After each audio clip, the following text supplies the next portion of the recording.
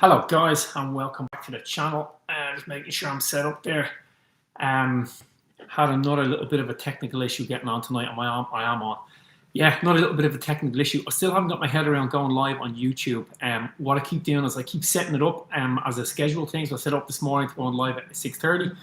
And when I went to come on live, for some reason my webcam wouldn't, it was only using the camera on the laptop. And then I decided, well, I'll just do that. And then I went to go live, but it was buffering, wouldn't go live. I don't know what I'm doing wrong. There's something I'm doing. Anyway, just keep trying. I'm sure eventually I'll get it properly. So I had to kind of just reset up a whole new rescheduled meeting, and that's what I'm doing now. So yes, I'm back on live. And this week, what I'm going to do this week, I'm going to keep it a little bit shorter than I have done in previous weeks. Welcome back, Joe. I'm Neil, and I'm going to talk about my marathon training build. It's probably the question that I get asked most in clinic when I'm treating people who come to me with running injuries, and people who want to get fit and want to get faster and want to get into running. This is probably a question that I get asked the most, is kind of how do I plan my marathon kind of in general terms. I'm not going to go into real specifics, but in general terms, how do I do it? Because, well, the subsequent question that comes before that is usually, do I get many injuries? And I almost never get injured. In the last 2 years, I've been doing like marathon training for the past 2 years, kind of real specific stuff, and going through different races, running a lot of miles. So I did probably a little over 3,000 kilometers last year, and I'll be well over 3,000 kilometers this year by the time I finish. And have done, you know, the last 2 years, we've done 2 marathons, or sorry, it'll be 3 after this one. A couple of half marathons, a couple of 10Ks, a load of 5K races, and just loads of running miles in between. And people always ask me to get injured. And the simple answer is no, I almost never get injured. The reason why I never get injured is because of what I do. I work as an osteopath and a physical therapist, so I'm treating people all the time. And I've been doing that for 23 years. So I kind of know the signs. I know the kind of ins and outs of why people get injured. I've been working in this industry for so long, you kind of realize why people get injured, and I just avoid those pitfalls. And some of the main ones, the biggest kind of predictor to injury is just poor sleep. So if you've had really bad sleep over a couple of nights, that puts your chances of getting injured go through the roof. If you've had just a couple of nights bad sleep, you know, people who run a lot who never get injured, when they have babies or when they move house, they usually tend to have injuries because just the sleeping goes down. Usually when people move house, they have a couple of bad nights before in the weeks leading to moving a house, and then a couple of bad nights sleep once they moved into new house. The other thing is people who've had, you know, babies, you know, just cause poor sleep. People who are going through stressful periods in work or in a home, a relationship, stuff like that, and go through a stressful period and they're not sleeping, they tend to be people who get injuries as well.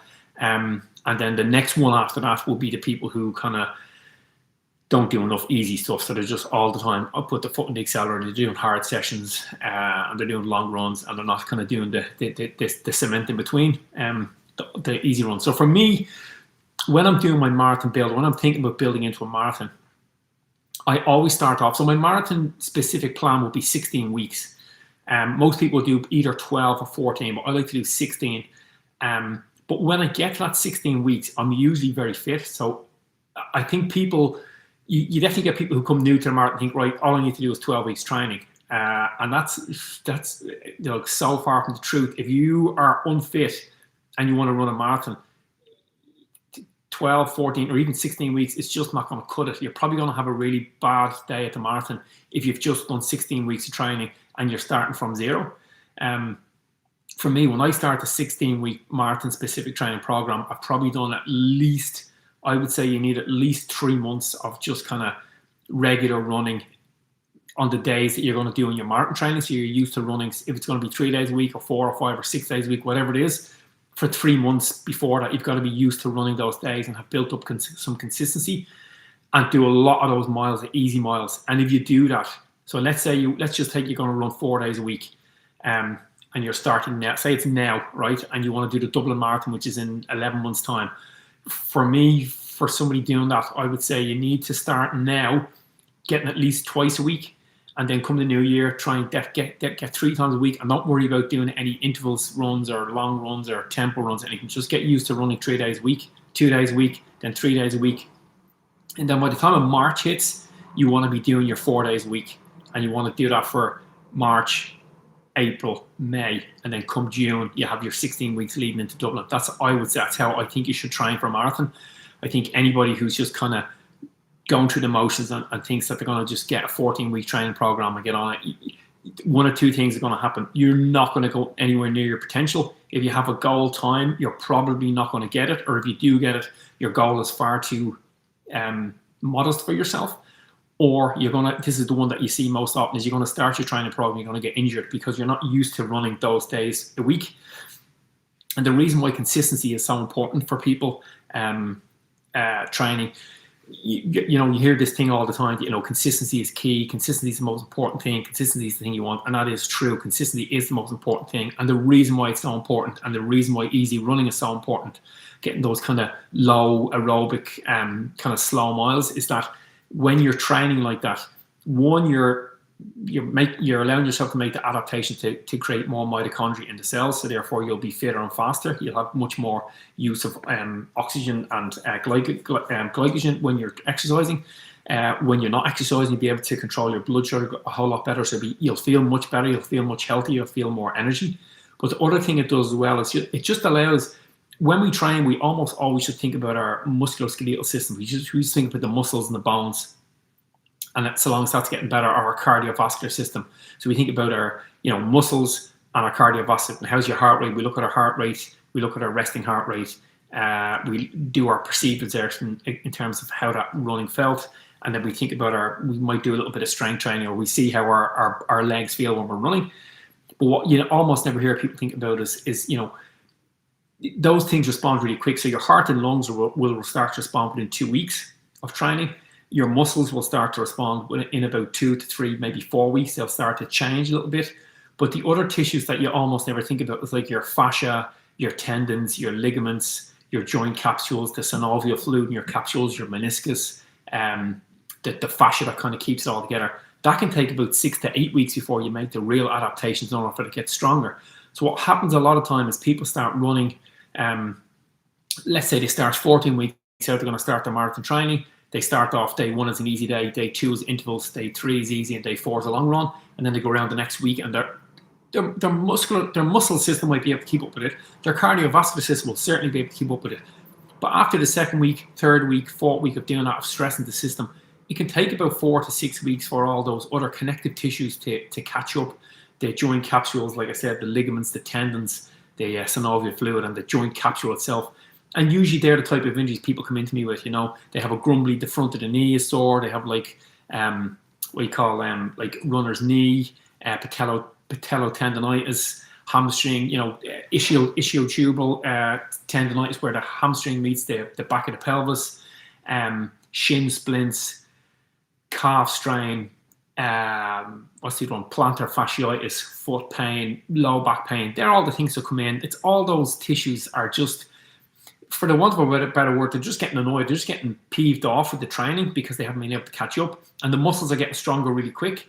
And now what you can do is you can run faster. You can kind of put more stress and more force into the system. But because these other connective tissues haven't caught up, it just means that they end up taking on so much stress that they end up breaking down, and therefore you get injured. And that's why consistency is so important to begin with. If you start off, like I said, now and just do your 2 days a week, just get out whatever 2 days you have, go nice and easy. All those connective tissues will get much stronger over the next couple of weeks. Come the new year, if you bring that into 3 weeks or three times a week, so say the new year, you start doing one or an extra day a week. So now you're doing 3 days a week through January, February, and then by March you're up to 4 days. If you're committing to do 4 days for your marathon training, this is how I plan it. For me, it would be 6 days. So by the time I get to March, I know I can run 6 days a week. I can run 6 days at 65 minutes, just nice and easy. By then, I'm starting to add in a couple of maybe little bits of tempo runs, maybe once a week doing some interval sessions, and then my long run starts. It's up until then, my long run for me will be like 16K. But once I get up around that March time, I'm starting to bring up, maybe every so often, go up to 25 kilometers. So that by the time I get to the start of June, when I really want to go into my marathon training plan, and this for me would be the basic fitness that I would expect myself, is that I can run. For me, I'm going to do 6 days a week, 5 or 6 days a week. So I can run 5 days a week 65 minutes easy. I can do 25 minutes or 25 kilometers at the weekend, nice and easy. If I can do all that at the beginning of the marathon training block, I know I'm in great shape. I know I'm going to get really strong, and I know I'm probably not going to get injured so long as I stick to the marathon training program and have the appropriate ratio of speed, tempo, long runs, and structured long runs. Okay. If you get a person who's, they're fairly sedentary, they don't have a very active job, and they're not doing a whole lot of training, and you download a marathon training program, like I said, 14 weeks out, and by day 2 you're doing intervals, by day 4 you're doing a tempo run, then you're doing a long run, but by 3 or 4 weeks into that, your chances of getting injured are very, very high. It's not recommended. It's probably the biggest mistake I see beginner or kind of intermediate runners making. If you're not in really good shape at the start of your marathon training program, there's a good chance you're going to get injured. Okay, so that's what I do. So I start off the year. So for me, if I'm going to do the marathon next year, it's going to be come January. Once I get back in Valencia, I'll take some time off. I'll take maybe 2 weeks off running almost completely. I'll do a little bit of cycling. I'll do some swimming. I like to give myself, I think you need at least 2 to 3 weeks total rest from running after marathon. Now, I say that with a little bit of tongue in cheek because I didn't really take any rest after Dublin, but that's because Dublin was kind of, I saw as more a part of my training plan. I certainly didn't taper into Dublin the way I would have liked to. I probably ran it a little bit more intense than I would have wanted to do, but I certainly didn't go all out in Dublin. I didn't empty myself going for it. It was difficult at the end, and I did find it hard to keep it all together at the end. But that's why I didn't, I've been around the block a few times. Like I said in the last video, I wouldn't recommend. Somebody asked me if I thought Dublin was a good idea doing it that close to Valencia, and the answer was no. But for me, I think it was fine because I've done so many marathons, and this Valencia is going to be my 26th marathon, so I kind of knew what I was doing, but I certainly wouldn't do it again. So no, I wouldn't advocate it. I wouldn't say it's the best way to do it. So anyway, going back to what I'm talking about, I start off the year. I'll take a couple of weeks off after Valencia. I'll just let my body rest. I'll do a little bit of cross training, like I said. I might do some swimming and biking, and then if I am doing Dublin Marathon next year, it will be a case of I will just get up to 65 minutes if I can, as often as I can throughout the week, and then just 16k at the weekend or 10 miles, and I'll do that with the running club. I'll do that for a couple of weeks, and as the weeks go on, I'll sprinkle in a couple of interval sessions once a week. I might start doing, like, when I say my tempo runs, they'd be kind of, my tempo run would be, I call them light tempo, so it's kind of about maybe 10 or 15 seconds slower than marathon pace, and just get used to running at that. Just get comfortable kind of pushing your body to that. It's what I call, it's like the high end of zone 2. So I'm not kind of producing a huge amount of lactate that would slow me down, but it's definitely a run that when I finish, I feel like I've done something. And then I'm back to the easy runs the rest of the week. When I do my easy runs, I don't do them as in, oh, somebody's saying no audio. Oh my God.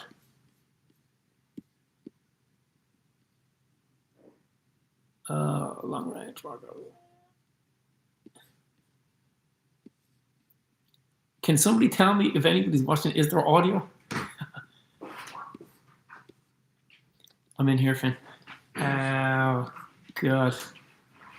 I'm saying on my screen that there is audio. Mute and then unmute. There's a message here from somebody's from Guy Monty saying no audio. Audio's fine. Audio's fine. Okay, good. Okay, where was I with that? So, sorry about that. There's just a message there saying no audio. I got a bit of a fright. So yeah, so I would sprinkle in those little interval sessions. Start to add some tempos, like I said, that light tempo where I'm just running, and I'm doing that kind of January, February, March, and then once I get to March, from January up to March, I don't put pressure on myself to do my 5 or 6 days a week. If I miss 1 or 2 days, fine. If I get 7 days a week, sometimes I do that. I don't mind. Like I said, I've been running 20 years, so I can do 2 or 3 weeks in a row where I mightn't get a day off. And then it just, whatever way, I don't plan my days off. Life gives them to me because I run my own business and I have a wife and 3 kids. I just be busy family life. But I don't structure in rest days in that period because most of my running is really easy. And people always reach out to me and say that they look on Strava and they see that my heart rate's really low. And that's just a a feature of doing so much running for the last 20 years, and not just running, but cycling and swimming as well. And look, I'm kind of blessed that my heart rate is pretty low, but on the other side of that, when I race, like when I do a 5K all out kind of race, my heart rate doesn't get much higher than maybe 158, 162 would max out. I can't really get it that much higher.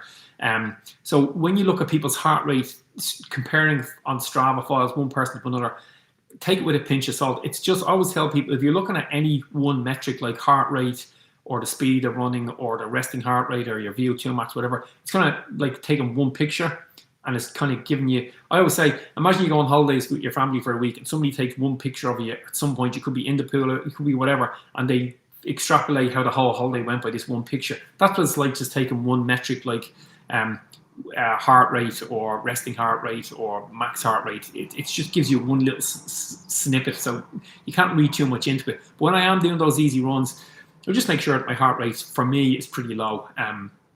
I don't let it go up above maybe about 135, because that's, if it goes above 135, I know I'm kind of getting into an area where I'm probably pushing a little bit too much, and I'm always thinking about those connective tissues that I want to bring along. So that's through January, February, March. And then once I get up around March, like I said, I start making sure that I'm getting that 5 or 6 days a week. This is where I start kind of really concentrating on getting those runs in.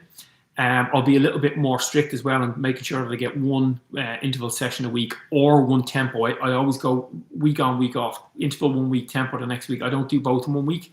And then my long run will just stay easy. Not necessarily 25 kilometers every week, but I'm getting 16, 18, 20, 25. And it might, some weeks, if it's bad weather, we might just do 16 with the club. The next week, if it's nice and sunny, we might just do the 25. And that goes on. And then once I get up around June, then when I get to the 16 weeks out, that's where I have everything dialed in. I know that I can do, I'm comfortable doing by this stage a good couple of kilometers running at marathon pace. I know that I can do a good interval sessions, you know, working a lot faster than marathon pace. And I know that I can get through a 25 kilometer easy run fairly without it really taking much from me. So from there, once I get to there, I can start to build. I get my marathon training plan and I go, right, here's the specific sessions I need. And then I'll just work through that. And each week I just make sure two things, three most important things when I do my marathon training is one, that I get the volume done during the week. Okay. So if I miss a run, if I miss out on something, I might then throughout the rest of the week just add a kilometer or two to each run so that I can get the volume, overall volume up. I try to make sure that I don't miss out on my interval run if it's an interval that week. And then usually my tempo run, or the tempo side of the run, is usually incorporated into my long run. So I call them structured long runs. So I just do lots of marathon pace miles in my long runs leading into that 16-week plan, up to the point where I'm getting about 25 kilometers running at marathon pace. And I think if you structure your marathon training plan in around something like that, you know, the nice easy build for the first couple of weeks, and then kind of what I call base training for maybe 2 or 3 months, where you know you're running at the amount of days a week that you want to run. And then once you get into your marathon training program, you have it all dialed in. You know you can do the volume, and then what it is then is just managing the stress of the intensity that you're going to add. I think if you stick to that, you're going to absolutely run an amazing marathon. I think if you stick to that, it's probably your best way of getting a PB or shaving time off a previous marathon. And again, when you're in that marathon training program, the biggest thing you can look out for, or the biggest thing you can do for yourself in terms of rest and recovery, is making sure you get the appropriate amount of sleep. Once you have your sleep dialed in, make sure you're getting some adequate nutrition. I don't really kind of overdo it with the nutrition. I just make sure that I get the calories first and foremost, that I replace the calories that I lost. If you don't replace their calories that you burned, you'll start to lose weight.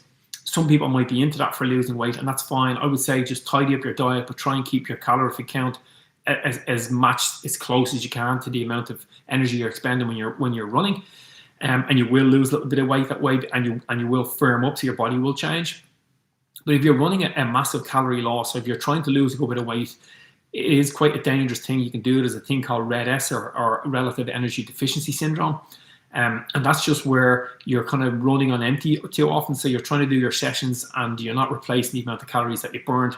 And therefore your body will then start looking for them from other places. And we store a lot of fat and kind of good nutrients in our bones. So you start to extrapolate the energy out of the bones, start to use the fats in there to burn as a fuel source, start to take some of the other nutrients that are stored in there to to make your muscle repair, your connective tissue, your meniscus. When you stress them and you're running, you have to repair them. So if you start to draw the nutrients out of the bones, that's the sort of stuff that leads to stress fractures and then in later life brittle bone. That sort of stuff terrifies me. So I always make sure that I replace the calories. That's the second thing that I do. The third thing then is that I just make sure that I have the adequate amount of fluid. So I'm not a big drinker of fluids. I don't get thirsty very often. I drink to thirst, so if I feel a little bit thirsty, I'll have a glass or two of water. I'm not one of those people who walks around all day holding a bottle, making myself drink 3 liters. I think that's just nonsense. I think make sure you don't get yourself thirsty. If you feel yourself getting a little bit thirsty, just drink a little bit more. Just make sure you're all right. I don't use any supplements throughout the year. When I go into my marathon training program, I get some protein shakes. I take those. Theoretically, I tell myself I'll take one every day. If I get 3 or 4 a week, I think I'm doing really well. I don't take them that often. If I do take them, I usually take them on a day where I've done intervals, or if I do my gym session. And we'll talk about the gym training in a second. And then the only other supplement I would take would be creatine, and I kind of take that only when I'm in marathon training phase. And I have a supplement. It says take 6 capsules a day. I just take 3 every day. It's just kind of a little way to kind of make sure that you have the energy system dialed in. It's the creatine phosphate energy system. I don't want to go into it too much here, but if you have some creatine, it just means that energy system gets replaced really quickly, and it gives you a little bit of energy to run and to recover in the very short term. So it is good if you're doing intervals and stuff like that. It's going to come to help you. It's probably not going to be a huge benefit on marathon day itself, but for your overall training plan, it will be a small benefit, a noticeable benefit, but nothing major. If you're not taking it, don't worry about it. And then the last thing, so when I go into my training program, when I'm doing my gym work, I always find it difficult to fit my strength and conditioning in. I do 1, maybe twice a week. I try to do my strength and conditioning on the day that I do my interval training. So if I do a hard interval session, if I do that mid-morning or afternoon, I then try and go to the gym that night, just because you're going to be a little bit sore from the interval sessions. You might as well be sore from doing your strength and conditioning as well. So I try to do the 2 of them on the same day, and therefore the Wednesday then, or whatever the next day is, can be a real recovery day. So on that recovery day, I might just do either have a day off or just do like a 65-minute run easy, which is a really easy for me because I've been doing it for 6 months leading into that, if that makes sense. So for me, running 65 minutes at like 5:20 per kilometer, that's just a really doesn't take a huge amount out for me. So that will be relative to whatever speed you run at, and that's when I fit my gym training in. I would theoretically like to do more gym training, but just too busy. I can never fit it in. I never want to do it the day before a long run. I never want to do it the day of a long run. So it takes 2 days out a week. I don't want to do it the day after my interval sessions. That's 3 days gone. So when you try and fit it all in, it gets difficult. But I think if you get 1 in a week, that's fine. And then on top of that, then I just do, if I can fit in a little bit of mobility work. Some weeks I can get it 3 or 4 times. Some weeks I don't get it done at all. It's just a matter of kind of motivating myself to get it. But it is important, especially if you're getting older. I'm 48 now. So I definitely see the benefits of doing a little bit of mobility work every couple of days if I can. But like I said, don't beat yourself up if you don't get it. And that's pretty much it. I don't do any of the other stuff. People talk about these Normatec boots you put on, you blow you up things, ice baths, saunas, cold dips, and I don't do any of that. I just think it's all BS. For the amount that it gives you in terms of your recovery, I think it's almost not worth the hassle of doing it. I've read a lot of the research papers on how effective this stuff is for your recovery. A lot of it, foam rolling, I don't do that either. For me, my recovery is making sure I get my 7.5, 8 hours sleep a night. I'm really good at doing that. Making sure I get my adequate nutrition in so that I'm not losing too much weight. I'm really good at doing that. 3, I keep myself hydrated well. And 4, I do some mobility work at least once a week, usually 2 or 3 times a week. For me, that's it. Anything else is a bonus. If you want to go and do any of that other stuff, knock yourself out, but make sure you're getting those 4 things that I mentioned first. That's pretty much it. I'm going to see if anybody has any questions here. I'll go through them and then I will get off. So the long range forecast, yes. So somebody's saying the long range forecast for Valencia looks good, which is great. Any audio's fine, cool, it's okay.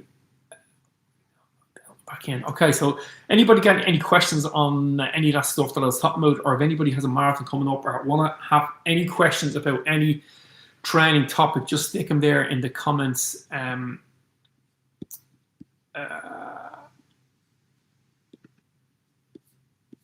yeah, I'll answer them as I go along. This time, I'll be back on live next week. I don't know what time I'll do my live session up next week because I'll be in Valencia. I'm flying to Valencia next Friday morning. So I'd really like to do it over there if I can. I'd like to, if I can find a place when I get to my hotel or whatever, if there is a place where I can get online, I'll bring my laptop and I'll do a live stream from there. It'd be absolutely fantastic. Yeah, I think that'd be quite interesting. I'll just kind of give a rundown of what's happening. Hopefully I will have gone and picked up my number and I'll be back at the hotel. So yeah, like I said, if I get a chance to go online next week, I certainly will. I'm really looking forward to Valencia now. I'm really, really looking forward to it. I'm getting kind of really starting to get into that positive frame of mind. I've put in a huge amount of work this year. I've done some really good training. I've stuck to the plan. I've remained positive. I haven't kind of thrown my toys out with a cart. I've done everything well, and I'm looking forward to race day. I'm running my first marathon 2026. I don't have a question now, but I'm looking forward to what you have to come. Thank you. Yeah, that's great. So that's Jasmine Campbell. Yeah, cool. Yeah, listen, hit the subscribe button and follow along. I'm going to try and do a live feed every week, and it'll all be just about running stuff. I will talk all about marathon. I do coach some people.